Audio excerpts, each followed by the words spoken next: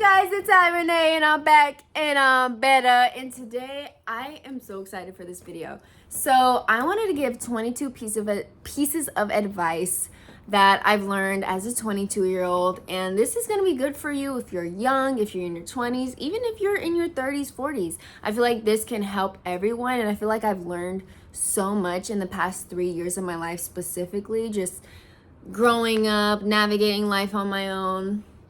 And I'm just gonna get straight into the video. So I have my notes right here. And starting strong is don't chase men, chase your goals. You got time.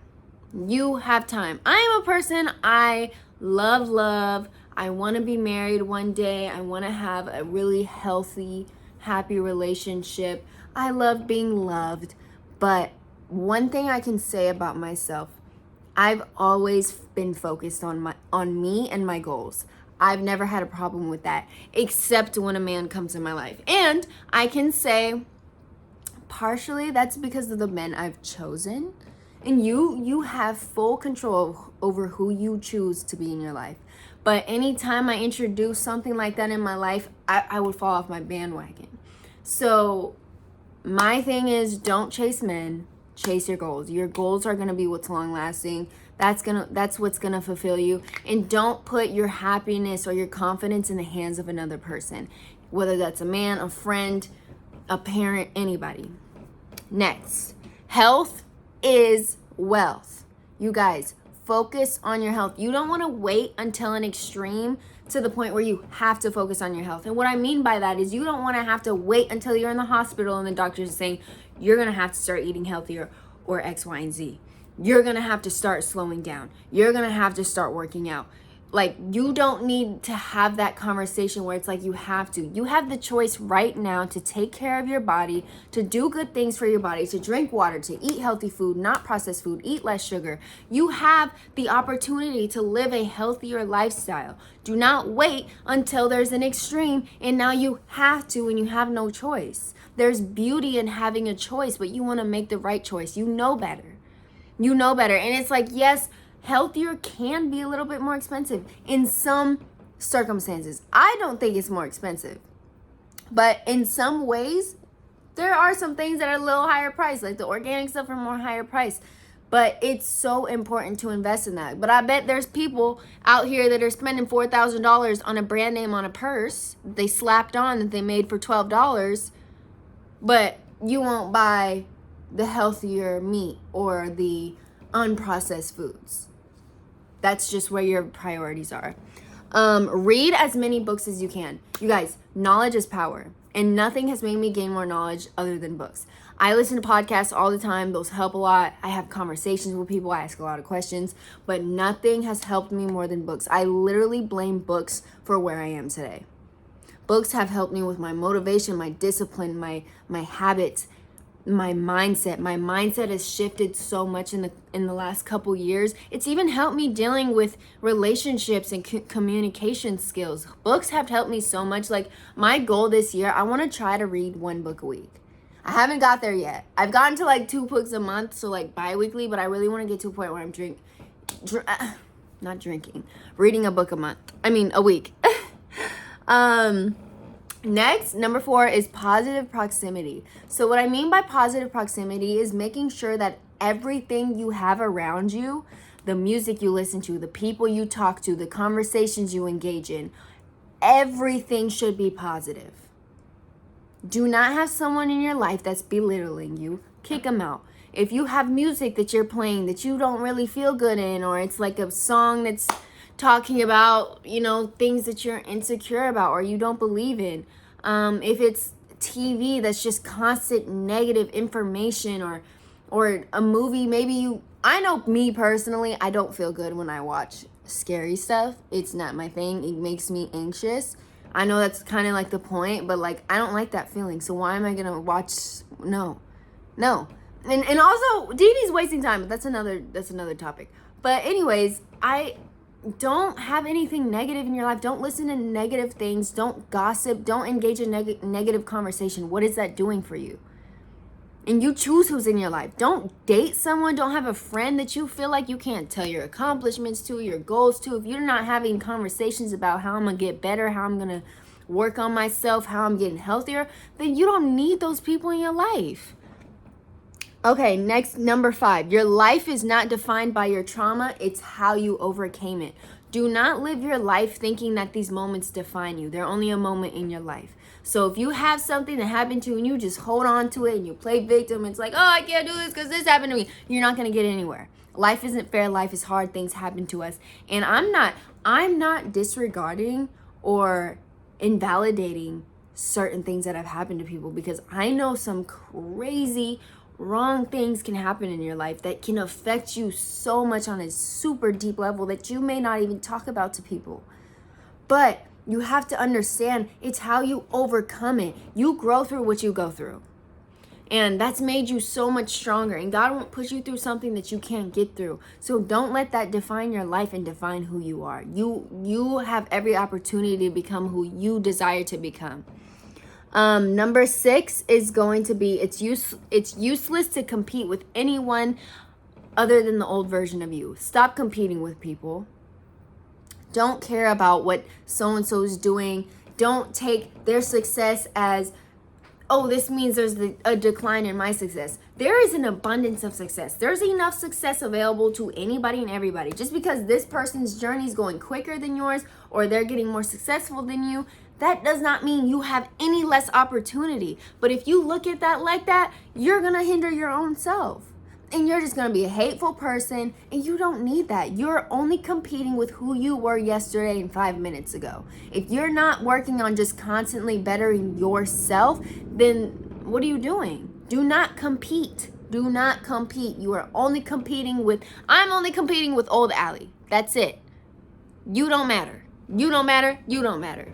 Okay, number 7. I think I'm on the right numbers. Stop trying to look and just be. I feel like it's a big thing in life where it's like, you want to look rich. You want to look well for yourself. You want to look well put together. You want to look like you know it all. You just want to look a certain way. But we put so much emphasis on that and focus on that we're not being. We're not doing the work to actually get there and embody that person we want to be. Embody that financial success. Embody that mindset. We're not doing the work to get there. We just want to look like it. So people will spend their last $200 on a brand name shirt. So I can be like, hey y'all, I got money. I got money. Don't even have no money. Look at it. Look, right.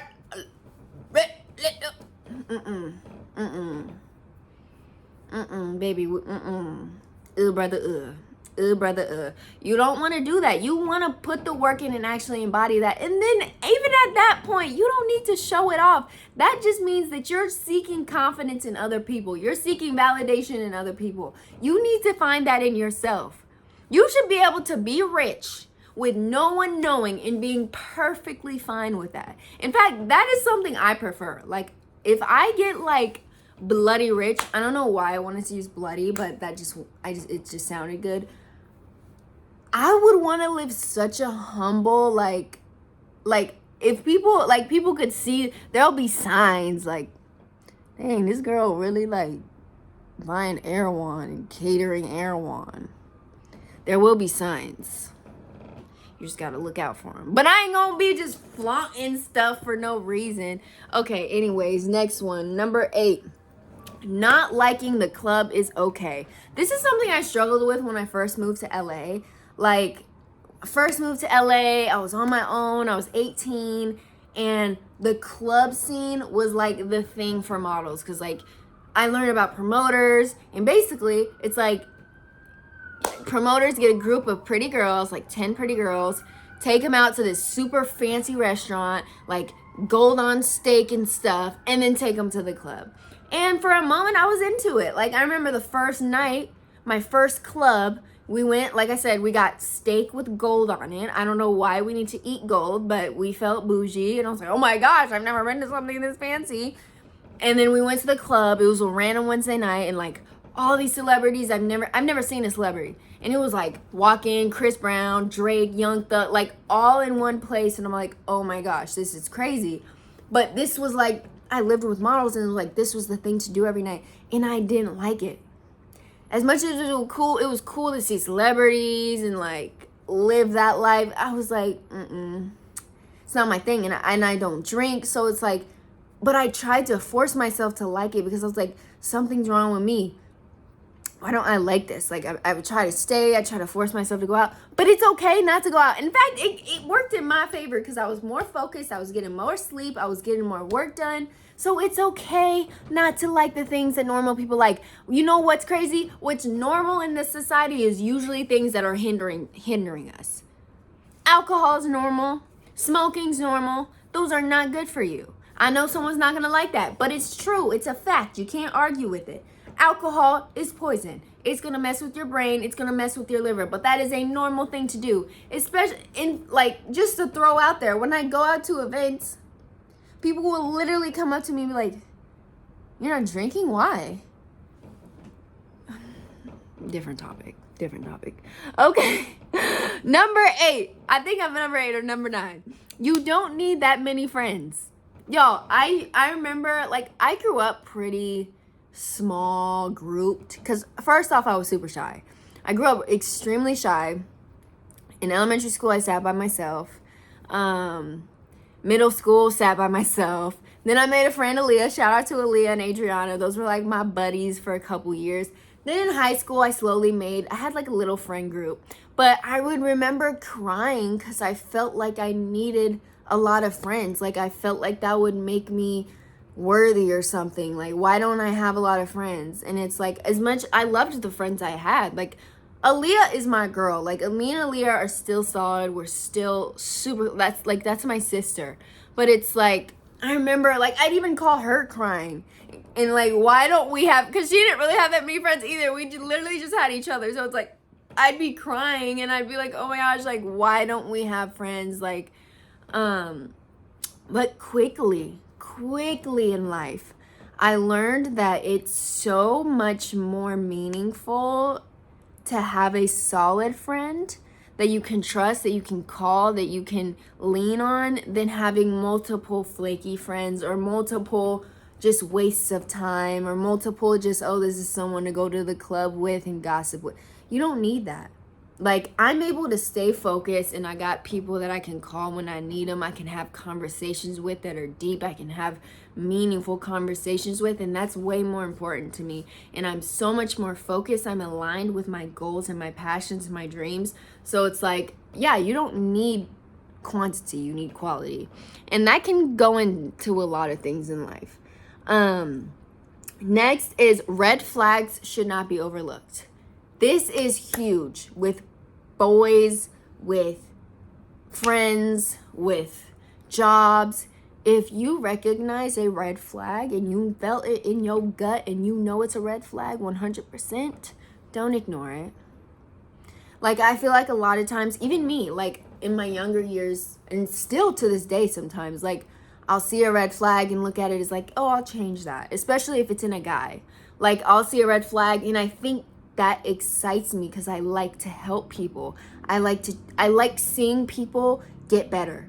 I'm obsessed with self-optimization, and I'm obsessed with helping others become obsessed with self-optimization. Hence, y'all see the type of content I'm like. I love seeing people do better for themselves. So I feel like that even leaks into my relationships. When I'm looking at a guy, it's like, oh, red flag. I don't like it, but like, can I help it? Like, it's just such a bad mindset for me when it comes to relationships. But I'm telling y'all, do not overlook the red flags. Even if it shows up little in the beginning, it's gonna show up big soon. So if you see things like inconsistency or anger or lying, like, take those. And if it's lying, I would cut it off. Or at least have a conversation about it. Okay, next. The sun fixes a lot of things, y'all. The sun fixes so much more than you would think. Like having vitamin D, and make sure you have K2 if you're taking a supplement. But vitamin D is such a good mood enhancing, like, it makes you feel so good about yourself. It clears up your skin. Y'all, anytime I have high vitamin D levels, my skin clears up so fast. And that just has to do with its hormonal balancing properties. So I really recommend getting in the sun, walking in the morning. Do that as much as you can. That will be the best thing for you. Like, trust. And your skin's gonna look good. You're gonna feel good. Your energy, you're boosted. Okay, I'm gonna stop. We're halfway, so I'm gonna do a part 2 since this video is getting so long. Drop your favorite piece of advice, and if you have any that you learned in your 20s, let me know. But I love y'all so much. Thank you for your support, and stay tuned for part 2. I'm gonna post it ASAP. I love y'all.